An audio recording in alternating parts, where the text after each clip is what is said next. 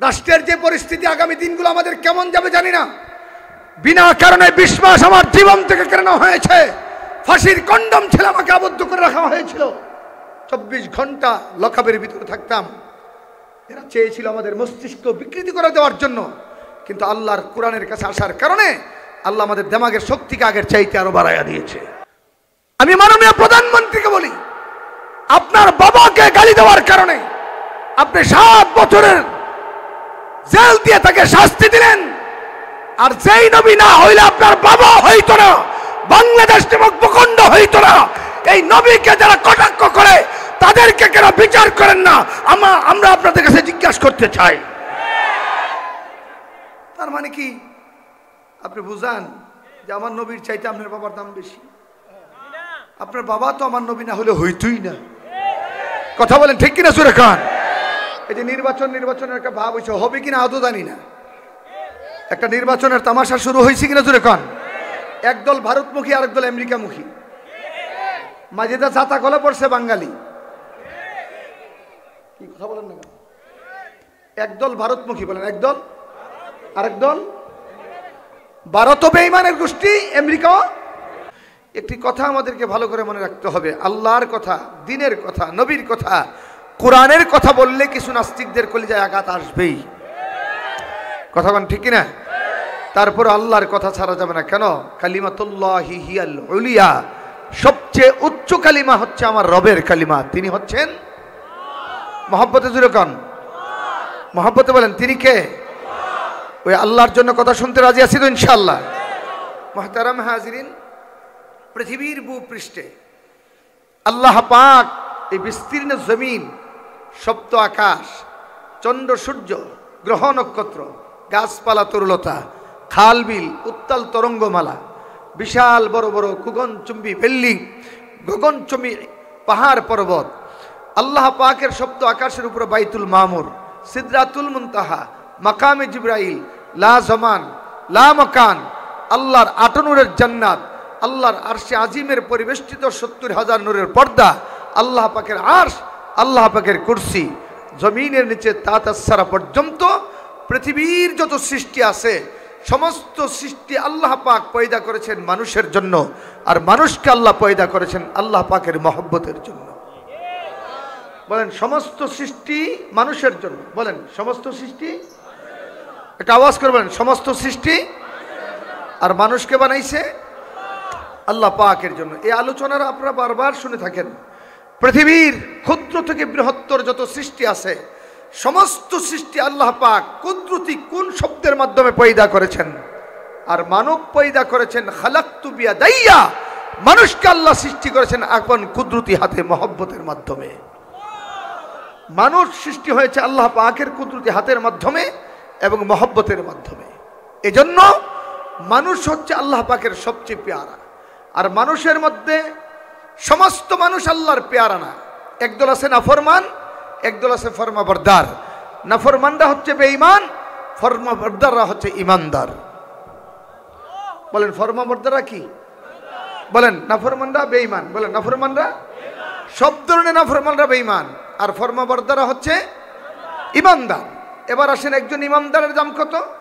আল্লাহ রাসূল বলছেন, قال النبي صلى الله عليه وسلم لا تقوم الساعة حتى يقال في الأرض الله الله। একজন মুমিন যতদিন পৃথিবীতে অবশিষ্ট থাকবে, তার জবানে যতদিন আল্লাহ আল্লাহ ডাক থাকবে, ততদিন পর্যন্ত কিয়ামত হবে না। একটু মহব্বতে জোরে সুবহানাল্লাহ বলবেন না?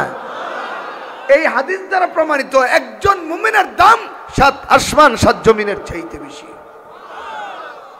বুঝে থাকলে বলুন, পৃথিবীর এই ভূপৃষ্ঠে আপন অবস্থায় স্থির আছে ইহুদি নাসারাদের জন্য না মুসলমানের জন্য? কথা কয় না জোরে খান? পৃথিবীর আপন স্থিরতা, বিস্তীর্ণ এই জমিনের বিশালতা দাঁড়িয়ে আছে যাদের ওসিলা, তারা হচ্ছে মুসলমান। বলেন এই পৃথিবী আল্লাহ রেখেছে কাফেরদের জন্য, বেঈমানদের জন্য, নাস্তিকদের জন্য, হিন্দু, বৌদ্ধ, খ্রিস্টান, ইহুদিদের জন্য। কাদের জন্য জোরে খান? একটু জোরে বলেন না, কাদের জন্য? হ্যাঁ, জীবন চলার পথে আল্লাহ তাআলা তামাম পৃথিবীব্যাপী পৃথিবীর বিভিন্ন স্থাপনাগুলোকে আল্লাহ পাক মুসলমানের মহব্বতের আকর্ষণের কেন্দ্রবিন্দু করে পয়দা করেছেন। যেমন হাদিসে রসুল বলেন, আল্লাহ তাআলা প্রথম পৃথিবীর বুকে ভূপৃষ্ঠে যেই জায়গাটি পয়দা করেছেন, এই জায়গাটি হচ্ছে বাইতুল্লাহ শরীফের নিচের মাটি। একটু মহব্বতে জোরে সুবহানাল্লাহ বলবেন না? পৃথিবীর ইতিহাসের অন্যতম শ্রেষ্ঠ আদি আন্ত ইতিহাসের কিতাব ইমাম ইবনে কাসির রহমাতুল্লাহ আলাইহি রচিত বেদায়া ওয়ান নিহায়া কিতাবের সৃষ্টির রহস্য সফরে তিনি উল্লেখ করেন, তাম পৃথিবী মাটি, এই ল্যান্ড পয়দা হওয়ার আগে পৃথিবী ছিল অথই পানি। আল্লাহ পাকের আরশ ছিল পানির উপরে। আল্লাহ পাক এই পানির মধ্যে মাটি পয়দা করবেন, ল্যান্ড পয়দা করবেন। কেন? এই মাটিতে বিচরণ করবে মানুষ। আল্লাহর সৃষ্টির প্রধান আকর্ষণ দ্বারা ইন্নী জাইলুন ফিল আরদে খলিফা, যাদেরকে পৃথিবীর বুকে আল্লাহর খেলাফত প্রতিনিধিত্বকারী, প্রতিনিধিত্বশীল প্রতিনিধি বানাইয়া পৃথিবীর জমিনে আল্লাহ পয়দা করবেন। এই জন্য আল্লাহ তাআলা মাটি বানানোর ইচ্ছা পোষণ করলেন। আল্লাহ তাআলা হাত দিলেন না, শুধু নজর দিয়ে পানিতে তাকাইলেন। মালিকের নজরের পাওয়ার আছে না নাই? কথা বুঝেন না? আমার আল্লাহ পাকের নজরের পাওয়ার আছে না নাই? তিনি শুধু তাকাইলেন। দেখেন, কোনো নদীতে, কোনো সমুদ্রে, তরঙ্গমালায় যদি বাতাস যেদিকে, ঢেউয়ের এম তার বিপরীত। বাতাস যদি উত্তর দিকে আসে, ঢেউ তালে তালে বাতাসের তালে সেদিকেই প্রবাহিত হয়। কিন্তু আল্লাহ পাকের কুদরতি নজরের মাধ্যমে তাম পৃথিবীর অথই পানির মধ্যে চতুর্মুখী ঢেউ উত্তোলিত হইল। আস্তে আস্তে আস্তে আস্তে পৃথিবীর মিডল প্রান্তে ঢেউ টাসকা, ঢেউয়ের ধর্ম হচ্ছে ফেনা উঠা। এই টাস খাইতে খাইতে ফেনা উঠলো, ফেনা উঠতে উঠতে ফেনার মাধ্যমে প্রথম পৃথিবীর যে ল্যান্ড জমিন পয়দা হলো, এই জমিনটা হচ্ছে বাইতুল্লাহ শরীফের নিচের মাটি। আরো মজার কথা শুনেন, বাইতুল্লাহ শরীফ যেখানে অবস্থিত, এই শহরটার নাম অনেকে বলে কাবা। বলেন এটা কি নাম? একটু জোরে কয় না? মক্কাতুল মুকাররমা তো আছেই, এর নাম হচ্ছে কাবা। বলেন এর নাম কি? কাবা শব্দের অর্থ হচ্ছে উঁচা। মুফাসসিরিনে কেরাম লেখেন, আল্লাহ তাআলা বাইতুল্লাহ নগরীকে দুই দিক থেকে উঁচা করেছেন। এক, ভৌগোলিক অবস্থানের দিক থেকে পৃথিবীর সবচেয়ে উঁচা নগরীর নাম হচ্ছে বাইতুল্লাহ শরীফের নগর মক্কাতুল মুকাররমা। আর মর্যাদার দিক থেকেও আল্লাহর দুনিয়ায় বাইতুল্লাহ শরীফের মাটির চাইতে মর্যাদাবান আর কোনো মাটি নাই। তো মক্কাতুল মুকাররমা দুই দিক থেকে উঁচা, দুই দিক থেকে কাবা। এক, ভৌগোলিক অবস্থানের দিক থেকে, দুই, সম্মানের দিক থেকে। আল্লাহ তাআলা বলেন, ইন্না আউওয়ালা বাইতি উদিয়া লিন-নাস, নিশ্চয় আমি আল্লাহ মানুষের জন্য প্রথম ঘর নির্মাণ করেছি বিবাক্কাতা মুবারাকা, বাক্কা মুবারকে। কি মুবারকে? কথা কয় না? আল্লাহ কি বলছেন? মক্কা বলছেন না বাক্কা বলছেন? এখানে একটি মাসালা শিখেন। আমরা তো আমল আখলাকের দিক থেকে অনেক পিছিয়ে গেছি, এই জন্য সম্মানের স্থানগুলোর নাম সম্মানের সাথে নিতে চাই না। অনেকে আমরা এমনি ছলছাতুরিভাবে বলি মক্কা মদিনা, মক্কাতুল মুকাররমা, মদিনাতুল মুনাওয়ারাকে শুধু মক্কা মদিনা বলা বেয়াদবি। কেন? এই দুইটি শহরের সঙ্গে নবীজির জন্ম মৃত্যুর সম্পর্ক, কুরআনুল কারীমের নাজিলের সম্পর্ক। এই জন্য দুইটা শহরের নাম এমনি এমনি নেওয়া যায় না। আল্লাহ নিজে বিবাক্কাতা মুবারাকা, বাক্কার কথা বলছি এটা মুবারক। বলেন বাক্কা বলে শুধু বাক্কা বলছে না মুবারকও বলছে? তো আমরা শুধু মক্কা বলি না জানার কারণে, এর ওজন না জানার কারণে। প্রশ্ন হলো বাক্কা মক্কা হইল কেমনে? আপনাদেরকে আমি জিজ্ঞাসা করি, আমাদের নবীর আসল নাম কি? একটু জোরে বলুন, সবাই একসাথে বলেন, আমাদের নবীর আসল নাম কি? বলেন সাল্লাল্লাহু। এবার বলেন মুহাম্মাদের প্রথম অক্ষর কি? আরবিতে মিম, বাংলাতে ম। বাক্কার প্রথম অক্ষর আরবিতে বা, বাংলাতে ব। মক্কাতুল মুকাররমায় কিয়ামত পর্যন্ত আমার নবীর বারাকাতি নামের বরকত ধারণ করার জন্য বাক্কার বকে মুহাম্মদ সাল্লাল্লাহু আলাইহি সাল্লামের মিম দিয়ে পরিবর্তন করে আল্লাহ বাক্কাকে মক্কা শরীফ বানায়া দিয়েছেন। বড় মজার কথা হচ্ছে, পৃথিবীর উপরে প্রথম আকাশ, দ্বিতীয়, তৃতীয়, চতুর্থ, পঞ্চম, ষষ্ঠ, সপ্তম। আল্লাযী খালাকা সাবআ সামাওয়াতিন তিবাকা। আল্লাহ বলেন নিশ্চয়ই আমি আসমানকে 7 স্তরে সাজাইছি। বলেন আসমান কয়টি? জোরে কয় না, বলেন আসমান কয়টি? 7টি। আল্লাহর যত সৃষ্টির কুদরতি নিদর্শন আছে তন্মধ্যে অন্যতম শ্রেষ্ঠ নিদর্শনের নাম হচ্ছে আসমান। আজকের পৃথিবী, নাসা থেকে মহাকাশ যারা গবেষণা করে, রকেটের পর রকেট, ঘন্টার পর ঘন্টা না মাসের পর মাস চালায়ও আল্লাহর বিশাল আকাশকে এখন পর্যন্ত ছুঁতে পারে নাই। আসমান ছুঁইবে থাক দূরের কথা, আসমানের দামানে অগণিত অগণিত অগণিত। আমি আপনাদেরকে নিয়ে স্লোগান একসাথে দেবো ইনশাআল্লাহ। আমাদের হুজুরের দাবি, আমাদের দাবি, আমার মামার দাবি, সমস্ত আলেমের দাবি, সমস্ত মুসলমানের দাবি, এই দেশে যদি কেউ নবী কিনে কটাক্ষ করে তাকে বিচারের আওতাধীন আনতে হবে। আমাদের প্রধানমন্ত্রী আব্বা বঙ্গবন্ধু শেখ মুজিবুর রহমান, উনাকে গালি দেওয়ার কারণে গত 15 দিন আগেও একজনের 7 বছর জেল হয়েছে। হোক, গালি দিব কার? আমরাও চাই গালি যারা দেয় তাদের বিচার হোক। আমি মাননীয় প্রধানমন্ত্রীকে বলি, আপনার বাবাকে গালি দেওয়ার কারণে আপনি 7 বছরের জেল দিয়ে তাকে শাস্তি দিলেন, আর যেই নবী না হইলে আপনার বাবা হইতো না, বাংলাদেশ নামক ভূখণ্ড হইতো না। এই নবীকে যারা কটাক্ষ করে তাদেরকে কেন বিচার করেন না? আমরা আপনাদের কাছে জিজ্ঞাসা করতে চাই।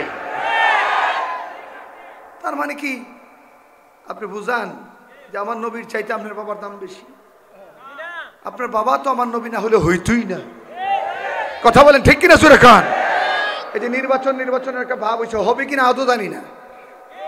একটা নির্বাচনের তামাশা শুরু হয়েছে কিনা সুরে খান? একদল ভারতমুখী আর একদল আমেরিকামুখী, মাঝেটা জাতা গলা পড়ছে বাঙালি।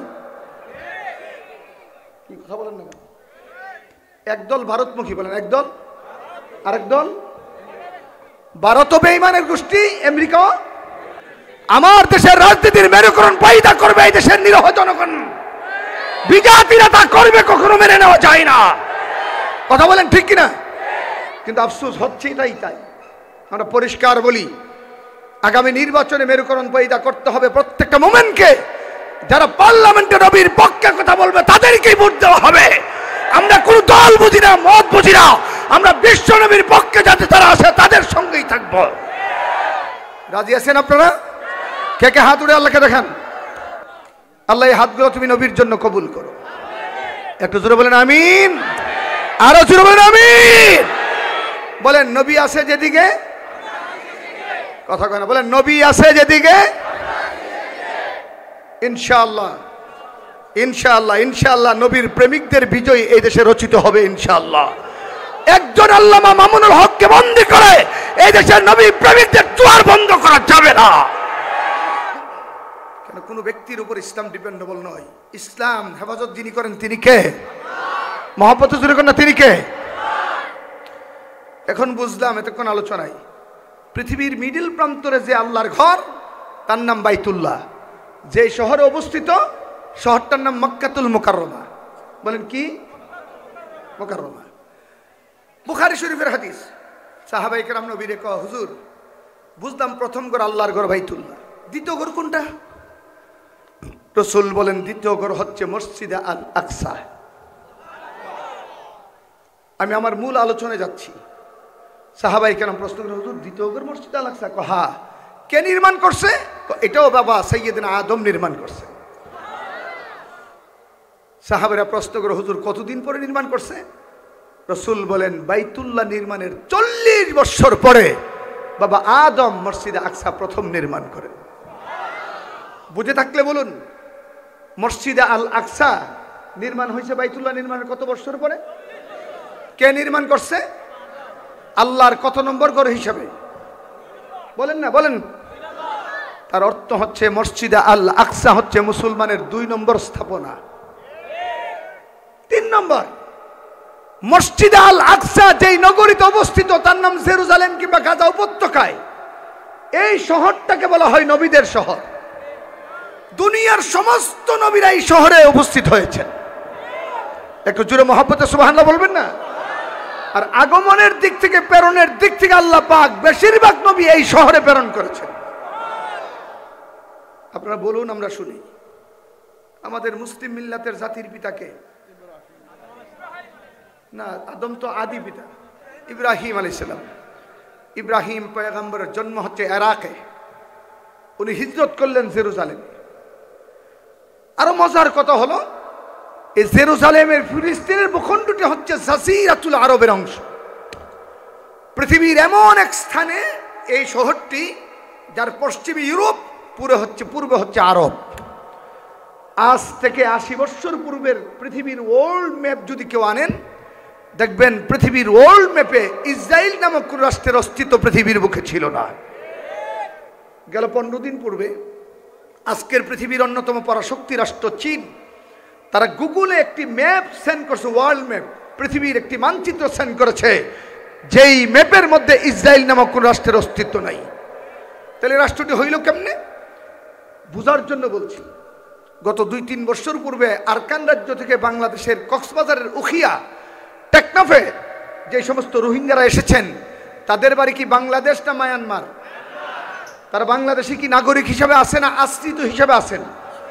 উদ্বাস্তু শিবির হিসাবে আসেন। ঠিক আজ থেকে 80 বছর পূর্বে ইউরোপ যখন খ্রিস্টান আর ইহুদিদের দ্বন্দ্ব শুরু হয়, তারা জীবন বাঁচানোর নিমিত্তে এই ফিলিস্তিনের ভূখণ্ড দখল করে উদ্বাস্তু শিবির হিসাবে 10-12 হাজার ইহুদি কুত্তা এখানে আশ্রয় নিয়েছিলেন। এই 10-12 হাজার ইহুদি কুত্তাদেরকে টার্গেটে পরিণত করলেন আমেরিকা এবং ইউরোপ। তাদেরকে সিকিউর করে আস্তে আস্তে আস্তে আস্তে আরব ভূখণ্ডের একটি অংশকে দখল করে ইসরায়েল নামক একটি অবৈধ রাষ্ট্র তারা প্রণয়ন করলো। আমি আপনাদেরকে জিজ্ঞাসা করতে চাই, আমাদের সমাজে হিন্দুরা বসবাস করতে পারে, আমাদের সমাজে বুদ্ধরা বসবাস করতে পারে, আমাদের সমাজে গরিবরা বসবাস করতে পারে, আমাদের সমাজে ভিখারিনী বসবাস করতে পারে, কিন্তু কেউ যদি জানে একটা সন্তান হারামজাদার বসবাস কোন সমাজে হতে পারে না। ঠিক পৃথিবীর মানচিত্রের বুকে, পৃথিবীর ওয়ার্ল্ড ম্যাপের বুকে সমস্ত রাষ্ট্রের অস্তিত্ব থাকতে পারে, অবৈধ ইসরায়েল নামক কারো রাষ্ট্রের অস্তিত্ব থাকতে পারে না। কথা বলেন ঠিক কিনা? আওয়াজ করে জোরে বলেন। গোটা পৃথিবীকে কন্ট্রোল করার জন্য আমেরিকা একটি ইজম তৈরি করলো। ইজমের নাম হচ্ছে জাতিসংঘ। আপনাদের কি কষ্ট হচ্ছে নাকি? কোরআন সুন্নাহর কথা আমাদের কাছ থেকে শুনেন। আমি আজকে হৃদয়ের কিছু ফাগান আপনাদের কাছে বলতে আসছি, আমি হৃদয়ের কিছু দুঃখ আপনাদের সামনে বলতে আসছি। মুহতারাম হাজিরিন, ভালো করে শুনেন। পৃথিবীর ইতিহাসে তাম পৃথিবীকে কন্ট্রোল করার নিমিত্তে আমেরিকা একটি মাধ্যম তৈরি করলেন, যার নাম জাতিসংঘ। যার নাম কি? এই জাতিসংঘের মধ্যে আছে কোন রাষ্ট্রের কতজন সোলজার হবে, কতজন সোলজারের কি অস্ত্র হবে, তার কূটনৈতিক সম্পর্ক কি হবে, তার মুদ্রার মান কি হবে, সবগুলো জাতিসংঘের কানুনের মধ্যে খুলে খুলে বর্ণনা আছে। কিন্তু প্রত্যেকটি আইনের কানুনকে বৃদ্ধাঙ্গুলি দেখাইয়া গোটা পৃথিবীর মুসলমানকে শোষণ করার জন্য জাতিসংঘকে বারবার অবজ্ঞা করে যাচ্ছে আমেরিকা এবং ইঙ্গো মার্কিন সৈন্যরা, যার ফলশ্রুতিতে তারা ভঙ্গুর অজুহাতে নস্যাৎ করলো ইরাকের সাদ্দাম হোসেনের রাষ্ট্র, লিবিয়ার মুয়াম্মার গাদ্দাফির রাষ্ট্র। আজ থেকে 20 বছর পূর্বে মোল্লা ওমরের রাষ্ট্র তারা হামলা চালিয়েছিল। কিন্তু আল্লাহ তাআলা তালেবানদের ইমানের সামনে বিগত 20 বছর লড়াইয়ের পরে কুত্তার মতো লেজ গুটায় আমেরিকা ভাগতে বাধ্য হয়েছে। এই মোল্লার কাছে মামা তো পাকিস্তানি ছিল, উনি আফগানিস্তানে গিয়েছেন কিনা আমি জানি না। বাকি আমার জেল জীবনে একজন বড় আলেম ছিলেন, তিনি আফগানিস্তানের ময়দানে ছিলেন। যেদিন আফগানিস্তান বিজয় হইল, তিনি আফগানিস্তানের ইতিহাস শোনাচ্ছেন আর কাঁদতেছেন। বলেন, আফগানিস্তানের এই মোল্লারা বিজয় লাভ করলো কেন? তাদের চালচলন, রং ঢং ছিল নবীর সাহাবায়ে কেরামের অনুকূলে। একটু মহব্বতে জোরে সুবহানাল্লাহ বলবেন না? তো তিনি ইতিহাস শোনাচ্ছেন, আমি ওই দিন সফর করে বসছি যে আফগানিস্তান তালেবানদের অস্ত্র নাই, আমেরিকা পৃথিবীর সবচেয়ে বড় শক্তি রাষ্ট্র, কিন্তু এরপর তালেবানদের সঙ্গে পারবে না। কেন? মুসলিম উম্মাহ সংখ্যার আধিক্যতার কারণে অস্ত্রের জঞ্জানির মাধ্যমে মুসলিম উম্মাহ বিজয় লাভ করে না, মুসলিম উম্মাহ বিজয় লাভ করে আল্লাহর সাহায্যের মাধ্যমে। ওয়ালাকাদ নাসারাকুমুল্লাহু বিবাদরিন ওয়া আনতুম আযিল্লা। আল্লাহর নবী, বদর প্রান্তরে আপনারা ছিলেন দুর্বল, আমি আল্লাহ সাহায্য করে আপনাদেরকে বিজয় দান করেছি। বুঝে থাকলে বলুন, মুসলমানকে বিজয় কে দান করে? জোরে মহব্বতে বলেন না। আর কাদেরকে আল্লাহ সাহায্য করে? শুধু মুসলমান হইলে সাহায্য করে না, মুমিন হওয়া লাগে।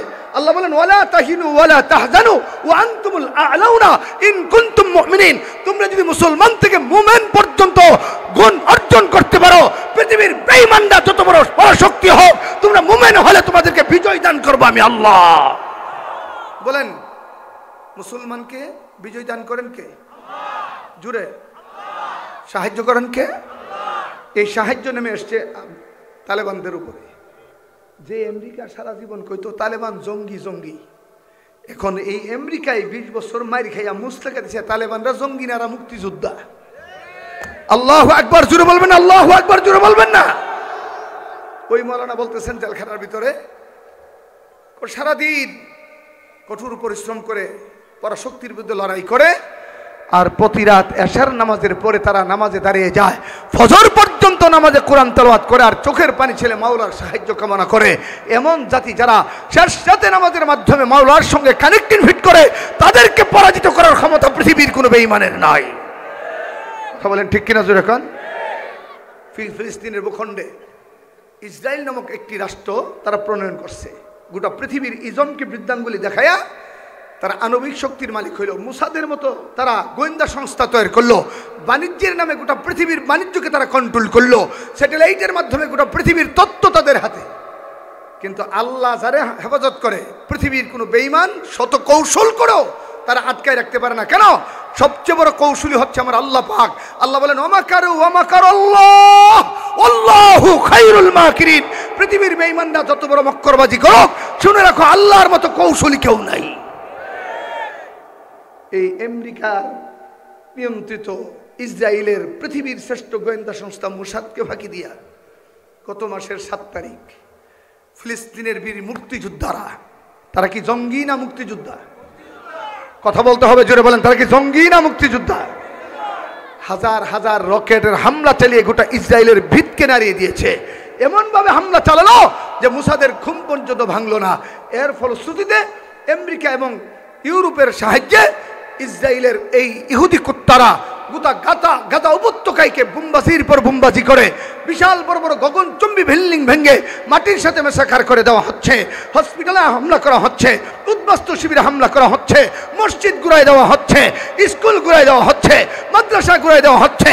এই পর্যন্ত যুদ্ধে প্রায় 25,000 শিশু শাহাদাত বরণ করে আল্লাহর জান্নাতের মেহমান হয়ে গেছে, প্রায় 25,000। অথচ আন্তর্জাতিক আইনে আছে, মামা জানে আমার চেয়ে বেশি, আন্তর্জাতিক আইনে আছে হসপিটালে হামলা করা যায় না, ধর্মীয় স্থাপনে হামলা করা যায় না, প্রতিষ্ঠানে হামলা করা যায় না, উদ্বাস্তু শিবিরে হামলা করা যায় না। পৃথিবীর সমস্ত আইনকে বৃদ্ধাঙ্গুলি দেখায়া এইরকম আন্তর্জাতিক আইনকে লঙ্ঘন করে অবৈধ রাষ্ট্র ইসরায়েল আমেরিকা মিলে হামলার পর হামলা চালিয়ে গোটা ফিলিস্তিনের ভূখণ্ড একটি রক্তের স্নানের ইতিহাস রচনা করলো। হাজার হাজার নারী পুরুষ আজকে আল্লাহর দরবারে কাঁদতেছে আর বলতেছে ওমা লাকুম লা তুকাতিলুনা ফি সাবিলিল্লাহি ওয়াল মুস্তাদাফিনা মিনার রিজালি ওয়ান নিসাই ওয়াল বিলদানিল্লাযিনা ইয়াকুলুনা রাব্বানা আখরিজনা মিন হাযিহিল ক্বরিয়াতিয যালিমি আহলুহা ওয়াজআল লানা মিন লাদুনকা ওয়ালিয়্যা ওয়াজআল লানা মিন লাদুনকা নাসীরা। আমার তো মনে হয় এই আয়াতটা আজকের ফিলিস্তিনের উপরে আল্লাহ পাক নাযিল করেছে। আত্মমানবতার চিৎকারে অনাথ পুরুষ, নারী, শিশুরা আকাশের দিকে তাকায় বলছে রব্বানা আখরিজনা মিন হাযিহিল ক্বরিয়াতিয যালিমি আহলুহা। আল্লাহ জালিম শাসকের অত্যাচার থেকে আমাদেরকে নিষ্কৃতি দান করো, আমাদের জন্য অভিভাবক প্রেরণ করো, আমাদের জন্য সাহায্যকারী প্রেরণ করো। হ্যাঁ, আল্লাহ তাআলা ইতিমধ্যে আমরা দেখতে পাচ্ছি আল্লাহর কুদরতি সাহায্যকারী ফিলিস্তিনের বুকে আল্লাহ পাক নাজিল করেছেন। এদের পৃথিবীর সমরাষ্ট্রগুলা আসতেছে আর হত্যাযজ্ঞ চালাচ্ছে, কিন্তু এর মধ্যে থেকে মুর্দা মুজাহিদরা তাদের এই ট্যাঙ্ক বহরকে মাটির সাথে ঘুরিয়ে দিচ্ছে। এই যুদ্ধে আমি জানি না, হুজুরও জানে না, কেউ জানে না, কেন গায়েবের খবর তো আল্লাহর কাছে। ফিলিস্তিন বিজয় লাভ করবে কিনা জানি না, তবে রসুল বলেছেন 1000 বছর পূর্বে ইহুদিরা পৃথিবীর সবচেয়ে নিকৃষ্ট জাতি, তাদের অস্তিত্ব পৃথিবীর বুকে থাকবে না, মুসলমানরা বিজয় নিশানা উড়াবে ইনশাআল্লাহ। মুহতারাম হাজিরিন, ইব্রাহিম আলাইহিস সালাম ওখানে আশ্রয় নিলেন, ওনার ভূপৃষ্ঠে জন্মগ্রহণ করলেন হযরত ইসমাইল, ওনাকে নির্বাসন করা হলো মক্কাতুল মুকাররমায়। ওখানে পয়দা হইল হযরত ইসহাক, পয়দা হলো ইয়াকুব, পয়দা হলো ইউসুফ। আস্তে আস্তে আস্তে আস্তে হযরত দাউদ, এরপর আসলেন হযরত সুলাইমান। কি ঘুমে গেছেন নাকি? কোন নবী? জোরে কান। এমন এক প্রতাপশালী নবী, যেই নবীকে আল্লাহ 3টা সমান গুণে গুণান্বিত করেছেন। কয়টা গুণ? জোরে কান। 3টা। নাম্বার 1 তিনি নবী, নাম্বার 2 তিনি ছিলেন গোটা পৃথিবীর প্রেসিডেন্ট, নাম্বার 3 আল্লাহ পৃথিবীর সমস্ত মাখলুকাতের ভাষা তাকে শিক্ষা দান করেছিলেন। একটু মহব্বতে চিল্লায় বলেন সুবহানাল্লাহ। নবীকে এই গুণ কে দিয়েছেন? জুড়ে আল্লাহ পাক। নবীর হায়াতের শেষ জিন্দেগিতে আল্লাহর পক্ষ থেকে প্রত্যাদেশ হলেন, নবী গো এই মসজিদ আকসাটা আপনি আবার পুনর্নির্মাণ করেন। সুলাইমান নবী ছিল এমন এক দামি নবী যা পৃথিবীর সমস্ত জিন্নাতরা ওনার বর্ষতার শিকার ছিল। এখনো যারা জিন ছাড়া, সুলাইমানি তাবিজ দেয়া জিন ছাড়া, দেখবেন জিন্নাত যত জিন হুজুর আছে বেশিরভাগ বাটপার। আপনাদের এখানকার কথা আমি বলতে পারি না, আমাদের ব্রাহ্মণবাড়িয়া দেখছি জিন হুজুর মানে বেশি বাটপার। তো 2-4 জন ভালো হুজুরও আছে। এখনো সুলাইমান নবীর নাম শুনলে জিন্নাতে আটকে দাঁড়া। কি প্রভাব ছিল পয়গম্বর! খ্রিস্টপূর্ব 1004 বছর আগে, তার মানে এখন থেকে 3027 বছর আগে সুলাইমান আলাইহিস সালাতু ওয়াস সালাম এই মসজিদ নির্মাণ করবেন কার হুকুমে? জোরে কয় না, বলেন না কার হুকুমে? আল্লাহ পাকের হুকুমে। পয়গম্বর আল্লাহকে ডাকতে বলে, মালিক বিশাল মসজিদ বানাবো, তুমি এর উপকরণের ব্যবস্থা করে দাও। আল্লাহ এই ময়দানের মিডলে একটা তামার গলিত ঝর্ণা জারি করে দিলেন। সিলেটের ভাইরা আমার ভালো করে শুনেন, আল্লাহর পয়গম্বর সুলাইমান আলাইহিস সালাতু ওয়াস সালাম আল্লাহর ঘরটাকে নির্মাণ যখন শুরু করলেন, রাজমিস্ত্রি আর যুগালি হিসাবে ব্যবহার করতে লাগলেন জিন্নাতদেরকে। রাত নাই দিন নাই তারা মেহনত চালিয়ে যাচ্ছেন। আল্লাহ কুদরতিভাবে পাথরের ব্যবস্থা করে দিচ্ছেন, কুদরতিভাবে তামার ঝর্ণা জারি করে দিলেন। এমনি ভাবে যখন নাকি কাজ চলছে আর চলছে, সুলাইমান পয়গম্বর নিজের ঘর থেকে আসলেন আল্লাহর ঘরের কাজ দেখার জন্যে। কাজ দেখে তিনি ময়দানের মধ্যে আসলেন। হাতের মধ্যে ছিল সুন্নতি লাঠি, লাঠির উপর বর করে জিন্নাতদের কাজ দেখতেছিলেন। তাফসীরের কিতাবের মধ্যে আসছে, ইত্তবসরে মালাকুল মউত সুলাইমান নবীর সামনে উপস্থিত হয়ে যায়। ডাকতে বলো, গো আল্লাহর নবী রেডি হন, রেডি হন, আল্লাহ পাঠাইছে আপনার রূহ নিয়ে যাওয়ার জন্যে। সুলাইমান আলাইহিস সালাম ডাকতে বলেন, ও ভাই আজরাইল, আল্লাহ বলছেন ঘর নির্মাণ করার জন্য আমি ঘরটা নির্মাণ করছি, এখনো পরিপূর্ণ হয় নাই। আমি যদি এখন চলে যাই জিন্নাতদেরকে কেউ ব্যবহার করতে পারবে না, তবে আল্লাহর ঘরের কি হবে? আজরাইল ডাকতে বলে, হুজুর এই দায়িত্ব আমার না, এটা আল্লাহর দায়িত্ব। সুলাইমান আলাইহিস সালাতু ওয়াস সালাম ডাকতে বলেন, ও আজরাইল একটু সময় দাও, আমি মালিকের সঙ্গে একটু যোগাযোগ করি। বলেন, ডাইরেক্ট যোগাযোগ করার ক্ষমতা আল্লাহর সঙ্গে নবীদের আছে না নাই? এই ক্ষমতা আল্লাহ দিয়েছেন কি দেন নাই? সুলাইমান আলাইহিস সালাতু ওয়াস সালাম ইন্তেকালের পূর্বে আকাশের মালিক আল্লাহকে ডাকতে বলে, ওগো মালিক তুমি হুকুম করেছিলে তোমার ঘরটা নির্মাণ করছি, আমার প্রভাবে জিন্নাতরা কাজ করতেছে। মালাকুল মউত এসে বলতেছেন আমার হায়াত নাকি শেষ। আল্লাহ তুমি ডাক দিলে তো আমাকে আসতেই হবে, যদি আমি এখন চলে আসি তোমার ঘরটা কেমনে নির্মাণ হবে? আল্লাহ তাআলা ডাকতে বলে, পয়গম্বর আপনি আসেন, আপনার হায়াত শেষ। আমি আল্লাহ তাআলা আপনি আসার পরে আপনার দেহের মধ্যে মুজিজা দান করব।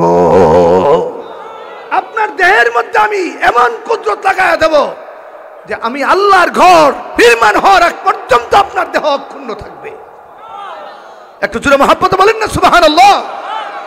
আমি আপনাদেরকে জিজ্ঞাসা করি, মরে যাওয়ার পরে আমাদের দেহের কাইফিয়ত নবীদের দেহের কাইফিয়ত এক না কেন? নবীরা আল্লাহর স্পেশাল মানুষ, যাদের আমল নামাই গুনাহ নাই। পেয়ারা নবী হাদিসে বলেন, আল আম্বিয়াউ আহইয়াউন ফিল কুবুরি ইসাল্লুন, প্রত্যেকটা নবী তাদের ওফাতের পরে আপন আপন কবরে জিন্দা এবং আল্লাহর দরবারে নামাজ পড়েন। একটু জোরে বলবেন না সুবহানাল্লাহ। বলেন প্রত্যেকটা নবী কবরে জিন্দা, বলেন প্রত্যেকটা নবী কবরে এবং ওখানে তারা আল্লাহর দরবারে কি করেন? নামাজ পড়েন। অন্য হাদিসে আছে আল্লাহ জান্নাত থেকে তাদের কবরে জান্নাতি খাবার পৌঁছায়া দেন। সুলাইমান নবী আল্লাহর পক্ষ থেকে রেডি, চলে যাবেন। মুমিনরা আল্লাহর পক্ষ থেকে বিদায় হওয়া মানে আল্লাহর কাছে যাওয়া। ইয়া আইয়াতুহান নাফসুল মুতমাইন্না ইরজি ইলা রাব্বিক।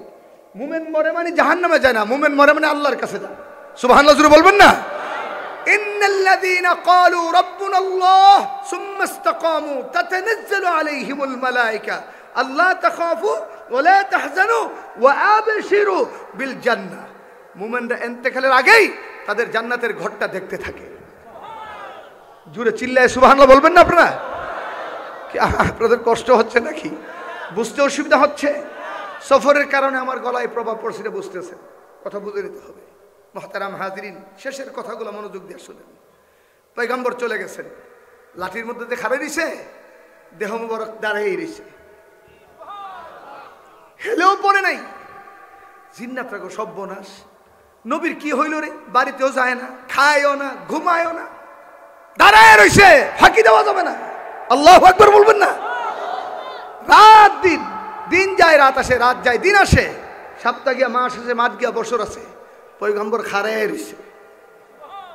মসজিদের ঘরের কাজ কমপ্লিট, ইত্তবসরে আকাশের মালিক আল্লাহ ডাকতে বলে, এই উই পোকা, নবীর লাঠি খা। লাঠি খাইয়া মরমরা বানাইছে, মরমরা এই ভেঙ্গিয়া পড়া গেছে, নবীর নিতর দেহ পড়ে গেছে। জিন্নাতরা গো সর্বনাশ, নবী দিই নাই, আমরা কইতেই পারি না। এখান থেকে একটা মাসালা শিখেন। আমাদের দেশের অনেক মহিলারা, মা বোনরা আছে, আপনাদের এলাকা আছে কিনা জানি না, সমস্যা হইলে জিন বাবার কাছে যা, হাজিরা দিত। মানে জিন বাবা কয়ে দিব অতীতে কি হয়েছে, বর্তমানে কি হচ্ছে, সামনে কি হইব, অথচ আগামীতে কি হবে। ওয়ালা তাকুলান্না লিশাইইন ইন্নী ফাইলুন যালিকা গাদাই ইল্লা আইয়াশা আল্লাহ। আগামীতে কি হবে কোনো জিন বলতে পারে না। আগামীতে কি হবে এলেম একমাত্র কার? জোরে চিল্লায়ে বলেন। জিন্নাতদের ভবিষ্যৎবাণী যারা বিশ্বাস করবে তাদের ঈমান নাই। বলেন গায়েবের একমাত্র মালিক কে? মনে রাখবেন কথাগুলো, আকীদার মধ্যে সংযোজন করবেন। মুহতারাম হাজিরিন, সুলাইমান আলাইহিস সালাতু ওয়াস সালামের এই কুদরতের মাধ্যমে আল্লাহ ঘরটি পুনর্নির্মাণ করলেন। আরো মজার কথা শুনেন, এই ঘরের মধ্যে এমন একটি জামাত অনুষ্ঠিত হয়েছে যা পৃথিবীর ইতিহাসের কোন মসজিদের মধ্যে এমন মুবারক জামাত আর হয়নি। শোনার পরে জোরে সুবহানাল্লাহ বলবেন, যত জোরে বলবেন সব তত বেশি হবে। এই জামাতের ইমাম ছিলেন আমাদের নবী। আর একটু মহব্বতে কোন মুসল্লি ছিল সমস্ত নবীরা। পৃথিবীর ইতিহাসে এমন দামি জামাত আর হয় নাই, হবেও। যেই ঘরের মধ্যে এই জামাতটা হয়েছে, এই ঘরের নাম কি? মসজিদে আল। সংক্ষিপ্ত পরিসরে কথাগুলো ভালো করে শুনেন। আল্লাহর প্যারা নবীকে আল্লাহ তাআলা মেরাজের মতো নিয়ামত দান করবেন। আলোচনার প্রথমে বলেছি, মেরাজে আল্লাহ যাবেন আরশে আজিম, বাইতুল্লাহ থেকে সোজা উপরে বাইতুল মামুর হয়ে সোজা উপরে। কিন্তু আল্লাহ তাআলা পয়গম্বর আলাইহিস সালাতু ওয়াস সালামকে সোজা উপরে উঠান নাই। মেরাজকে দুই ভাগ করেছেন, একটা ইসরা, একটা মেরাজ।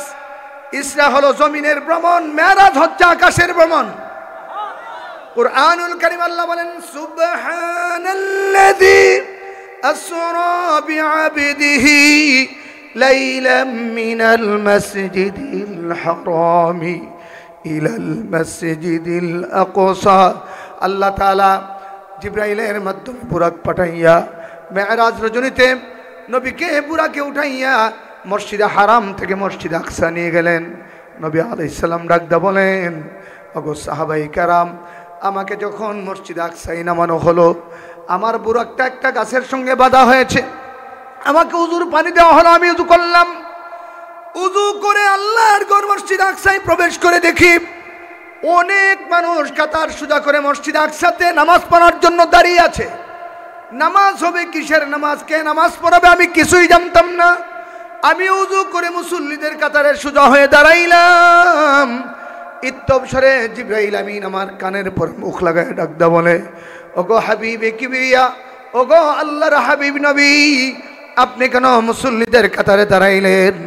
আল্লাহ তাআলা আপনাকে মুসল্লি নয়, স্বয়ং ইমাম হিসাবে বানাইছে। अरे आके आमदनु फलक मेराजे वो अम्बिया वो औलिया मुख्ताजे वो सैयदुल कौ नईने खत्मुल मुरसलीन आखिर आमद बूद फखरुल अव्वलिन शुद्ध वजूदश रहमतल्लिल आलमीन मस्जिदे उ शुद्ध महरोए जमीन। আল্লাহর নবী বলেন, জিবরাইল আমাকে ইমাম বানিয়েছেন। আমি 2 রাকাত নামাজের ইমামতি করলাম।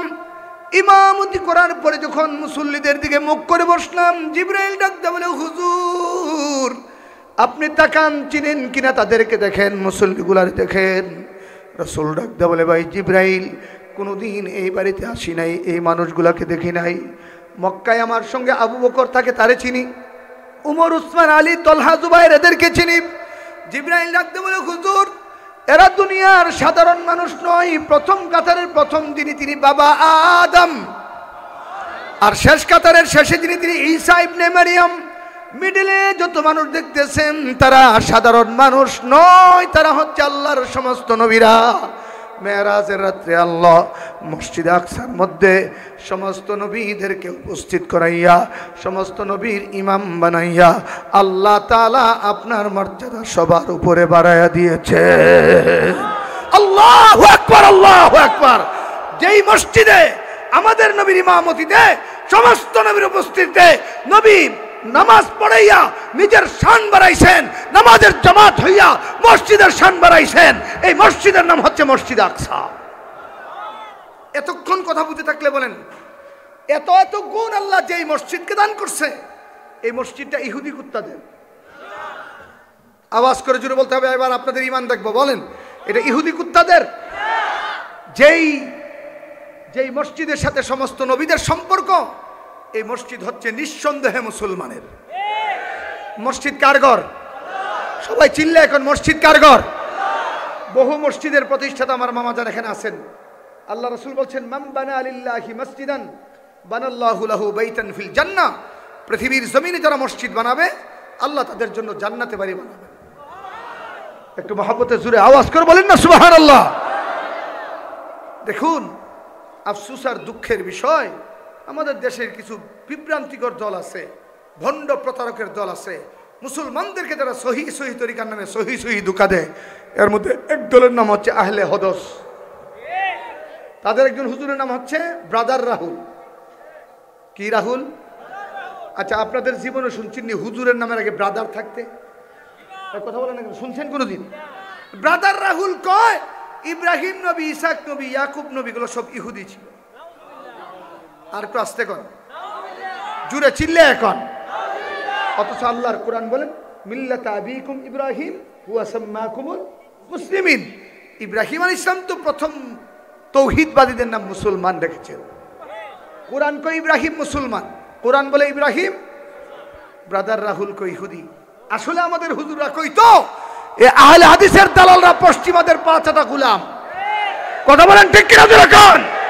যারা পয়গম্বরদেরকে ইহুদি বানাতে চায়, তারা কোনোদিন মুসলমানদের হাদি হতে পারে না। তারা গাদ্দার আর ফিতনাবাজ, তাদের অবস্থান বাংলার বুকে থাকতে পারে না। তারা ধোঁকাবাজ। ব্রাদার রাহুলে চ্যালেঞ্জ করে উলামায়ে দেওবন্দীদেরকে। আমি তার একটা লেকচার শুনে দেখি, সে কোরআন শিবি পড়তে পারে না। যে আল্লাহর কোরআন শুদ্ধ করে পড়তে পারে না, সে কোনোদিন উম্মতের হাদি হতে পারে না। কথা বলেন ঠিক কিনা? আওয়াজ করে জোরে বলেন। আজকের পৃথিবীতে বলি, এই যে প্রতিষ্ঠান আপনার এই অজপাড়া গায়ে, আমি কাকতালীয়ভাবে প্রোগ্রামটা রাখছি।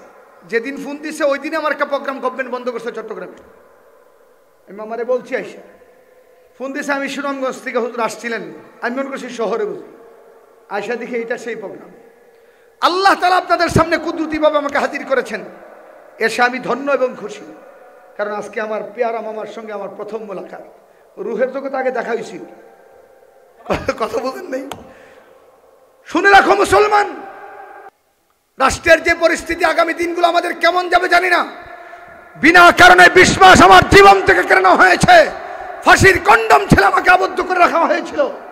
24 ঘন্টা লকআপের ভিতরে থাকতাম। এরা চেয়েছিল আমাদের মস্তিষ্ক বিকৃতি করে দেওয়ার জন্য, কিন্তু আল্লাহর কোরআনের কাছে আসার কারণে আল্লাহ আমাদের দেমাগের শক্তিকে আগের চাইতে আরো বাড়াইয়া দিয়েছে।